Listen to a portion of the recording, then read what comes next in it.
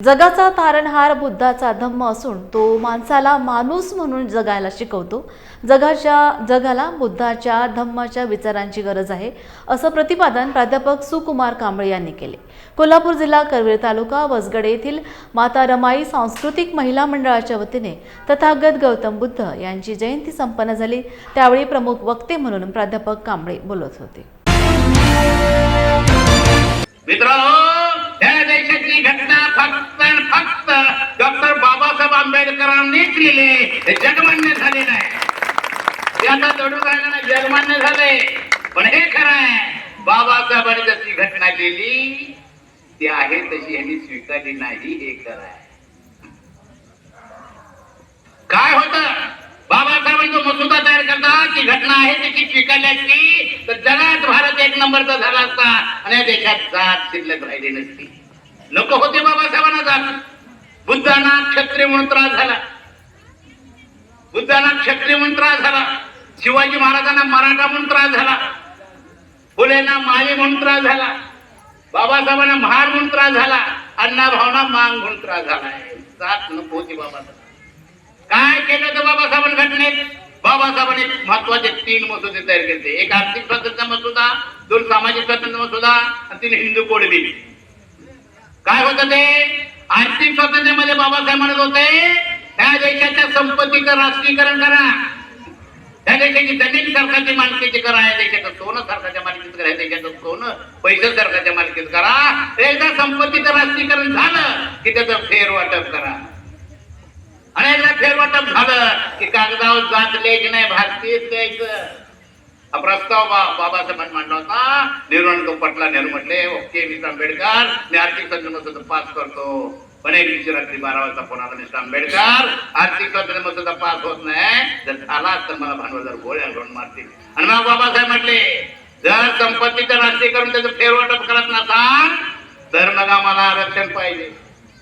आरक्षण इथं आलं. कल्पना करा, प्रत्येकाला 50-50 एकर जमीन, 2-2 किलो सोडून 2-2 कोटी मिळालं असतं तर कशाला पाहिजे आरक्षण. झाला असता मोठा त्याच्या कर्तृत्वावर, झाला असता गरीब त्याच्या कर्तृत्वावर. हे बिल नाकारलं. नाग बाबासाहेब म्हणले संपत्ती राष्ट्रीयकरण करून जर फेरवाटप करत नसाल तर आम्हाला आरक्षण पाहिजे. जंगलावर उदरनिर्वाह करणाऱ्या जाती एकत्र करायला शेड्यूल ट्राय म्हटलं, त्याला 7.5% दिलं. या देशाच्या 8% कास्ट अस्पृश्य जाती एकत्र केल्या, त्याला बाबासाहेबांनी शेड्यूल कास्ट म्हटलं, त्याला 13% आरक्षण दिलं. आणि मग बाबासाहेब म्हटले हे साडी माळी तेरी तांबडी कुष्टी नाही धनगर सुतार लोहार कुंभार गावातले 12 बडीदार हे ओबीसी हे सुद्धा सामाजिक शैक्षणिक आर्थिकदृष्ट्या मागास आहे, त्यांना सुद्धा घटनेच्या मधून आरक्षण द्या असा आग्रह बाबासाहेबांनी करला. दारू पिणाऱ्याला चूक कधी मिळत नाही. आज आमची लहान लहान पोरं 10-12 वर्षाची पोरं दारू पिऊ लागलेले आहेत. तरुणांनो पिऊ नका दारू, तुमची ताकद टिकली पाहिजे. आम्ही जे भाषण करायला ते तुमच्या ताकदीवर आले आणि तुम्ही जर लढ बनवलं तर कोणतं मारेल ना मला. तुम्ही सशक्त असलं पाहिजे. वातावरण अतिशय गढूळ आहे. खोत साहेबांनी सांगितलेलं खरं आहे. फार विचित्र वातावरण झालंय. कधी कोणता कसा हल्ला होईल सांगता येत नाही.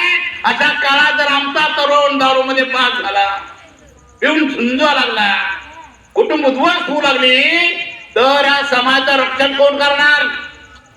कोण करणार? दारू विकत असेल कोण, त्याला सांगतो मी बाबा दारू पिऊ नको, दारू विकू नको. दारू विकणारा 10 मजली इमारत बांधेल पण त्याचं पोरग घरात दारू असल्यामुळे दारुडा होईल आणि तुझ्या महिल्यानंतर पोरग दारूसाठी 1-1 मजला विकत राहील. पुन्हा जागी पुढची पिढी विकू नका. आमच्या निमांच्यामध्ये एक जगत जगू द्यायची पीटी की त्याला जगतय म्हणून.